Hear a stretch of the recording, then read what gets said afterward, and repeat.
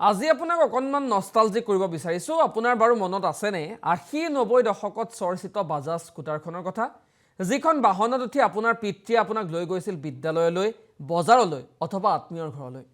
যিখন বাহন বহুতৰ বাবে আছিল সপোন, কিন্তু কালৰ সোঁতত এতিয়া এলাগী হৈ পৰিল বহু চৰ্চিত এই বাজাজ স্কুটাৰখন।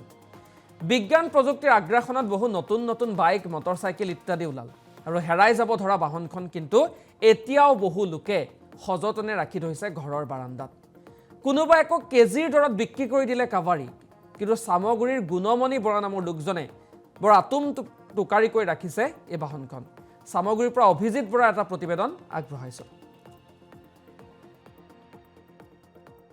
90 দশকৰ এখন দুচকীয়া বাহন, আৰু সেই দুচকীয়া বাহনখন যেন যি আধুনিকতাৰ ধামখুমীয়াত যেন বৰ্তমান নোহোৱা হৈ পৰিল, আৰু সেই বাহনখন এতিয়া সামগুৰিৰ এজন ব্যক্তিয়ে যেন সযতনে ৰাখিছে কেৱল স্মৃতিৰ বাবে। মই দেখুৱাইছো এইখনে হৈছে যি 80-90 দশকৰ দুচকীয়া বাহনখন, আৰু এই বাহনখন যি ৰাজপথৰ এটা চিনাকি নাম আছিলে, আৰু এই বাহনখন যেন এতিয়া ক্ৰমাৎ নোহোৱা হৈ গ'ল। এই বাহনখন যদি আমি কওঁ কোনোবা বৰ্তমান সময়ত যে এইখন কাৰোবাৰ ঘৰৰ চুকত হয়তো পৰি আছে, নহলে কাবাৰী ঘৰত পৰি আছে। গতিকে এনেদৰে এই বাহনখন দেখুৱাইছো এইজন ব্যক্তিয়ে বৰ্তমানৰ এই বাহনখন এতিয়া স্মৃতি হিচাপে ৰাখিছে। মই দাদা আপোনাৰ ওচৰলৈ আহিছো, আপোনাৰ নাম? মোৰ নাম শ্ৰী গুণমণি বৰুৱা। এখন 80-90 দশকৰ এখন বাহন, আৰু এই বাহনখন ক্ৰমাৎ নাইকিয়া হৈ গ'ল, আৰু বৰ্তমান সময়ত আপুনি এই বাহনখনে চলাফেৰা কৰি আছে। কি ক'ব, কিমান বছৰ ধৰি আপুনি এইখন চলাই আছে? এই বাহনখন 1989 চনতে লোৱা হৈছিলে। তাৰপিছত এইখন এতিয়া 26 বছৰ চলি আছে। বৰ্তমানতো ৰানিঙত আছে। ইয়াৰ কণ্ডিশ্যন ভালেই আছে, বৰ্তমান চলি আছে। আৰু মই ৰাখিছোঁ এখন আগৰ নতুন প্ৰজন্মৰ কাৰণে ৰাখিছোঁ। নতুন প্ৰজন্মৰ এইবছৰ বাহন দেখা নাই। এতিয়াতো নতুন প্ৰযুক্তিত বিভিন্ন ধৰণৰ বাইক, বিভিন্ন স্কুটি ওলাই আছে, কিন্তু এনেকুৱা ধৰণৰ বস্তু এইবিলাক খুব ভাল বস্তু, মজবুত, আৰু ইয়াৰ যিবিলাক খৰচ কম। এতিয়া যেনেদৰে খৰচ কম আছে, আৰু নতুনকৈ চাওক বস্তুবিলাক কেনেকুৱা, আগৰ পুৰণা বস্তুবিলাক কেনেকুৱা আছিল আৰু এতিয়াৰ বস্তুবিলাক কেনেকুৱা আছে, সেইকাৰণে মই বস্তু সযতনে ৰাখিছোঁ আচলতে। আপুনি এতিয়া চলাই আছে? এতিয়াও মই চলাই আছো, এতিয়া ৰানিং হৈ আছে, ৰানিং চলি আছে। কেনেকুৱা কি বৰ্তমান সময়ত যিসমূহ বাহন বা পুৰণি যিসমূহ বাহনৰ মাজত পাৰ্থক্যসমূহ কেনেকুৱা? পাৰ্থক্য বহুত আছে এতিয়াৰ বাহন আৰু আগৰ বাহন। এই বাহনখন এতিয়াও চলিছে, ইয়াৰ কোনো পাৰ্টছ আজিলৈকে ইয়াক কোনো ক'ৰবাত পৰিও গৈছে, ক'ৰবাত এক্সিডেণ্ট হৈছে, কিন্তু বেয়া ভাঙি চিঙি নাযায়। কিন্তু এতিয়া যিবিলাক ফাইবাৰ হওক, ইয়াৰ অলপকে লাগিলেই এৰাই যায়, কিন্তু ইয়াৰ ইমান মজবুত, কিন্তু আপুনি মাৰিও দিয়ে ইয়াক, এতিয়া কোব এটা মাৰিলেও সি একো নহয়। ইয়াত ইমান মজবুত বস্তু, মানে যথেষ্ট মৰমৰো আপোনাৰ এইখন। মই বৰ মৰমত ৰাখোঁ, বহুত মৰমত ৰাখোঁ। চবেই কয় বৰ ধুনীয়াকৈ ৰাখিছে, মোক এতিয়াও কয় ইমান ধুনীয়াকৈ ৰাখিছে, ইমান পুৰণা বস্তু।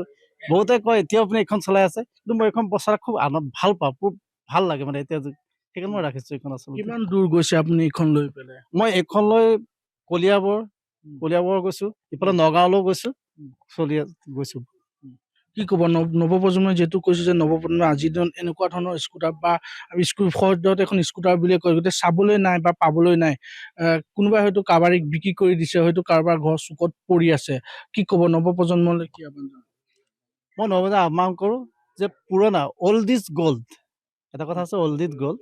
পুৰণাবিলাক সদায় ভাল, আমি পুৰণাবিলাক অতীতবিলাক পাহৰি যাব নালাগে। নতুন আহি আছে, নতুনবিলাক বহুত ডেভেলপ হৈছে, কিন্তু পুৰণাবিলাক কিমান কাৰুকাৰ্য কেনেকুৱা ভাল আছিলে, কিমান সেইবিলাক নতুন প্ৰজন্মই জানক যে পুৰণা বস্তুবিলাক আমি কেতিয়াও হেৰুৱাই পেলাব নালাগে। সকলো বস্তু আমি পুৰণাক কেতিয়াও বাদ দিব নালাগে, পুৰণাক সদায় ধৰি ৰাখিবলৈ চেষ্টা কৰিব লাগে। নতুন আহিছে, নতুনক আমি আদৰি ল'ব লাগিব, কিন্তু পুৰণা অতীতক কেতিয়াও পাহৰি যাব নালাগে, বা পুৰণা বস্তুবিলাক কেতিয়াও পাহৰি যায়। কিন্তু মই সযতনে ৰাখিছোঁ, তাকো সকলোৱে চাওক বা দেখক, নতুন প্ৰজন্মই দেখক, সেইকাৰণে মই ভালকৈ ৰাখিছোঁ। আপোনালোকে আশা কৰে যে এনেকুৱা ধৰণৰ বাহন আকৌ পুনৰ আহিব বুলি আশা আপোনালোকে কৰে? এনেকুৱা বাহন আহিব লাগে আচলতে, কিন্তু আহিব যে আশা কম। এতিয়া এই পৰ্যন্ত এনেকুৱা ধৰণৰ বাহন কেতিয়াও নোলায়, কাৰণ ইমান মজবুত কেতিয়াও নবনায়।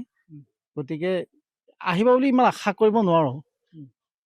কিমান মান দাম লৈছিলে বা আপুনি প্ৰথম? এইখন আছিলে একদম নতুন কিনোতে 29,000 টকা। 29,000 টকা আছিলে, কিন্তু এতিয়াতো 29,000 টকাত আপোনাৰ নাপায়।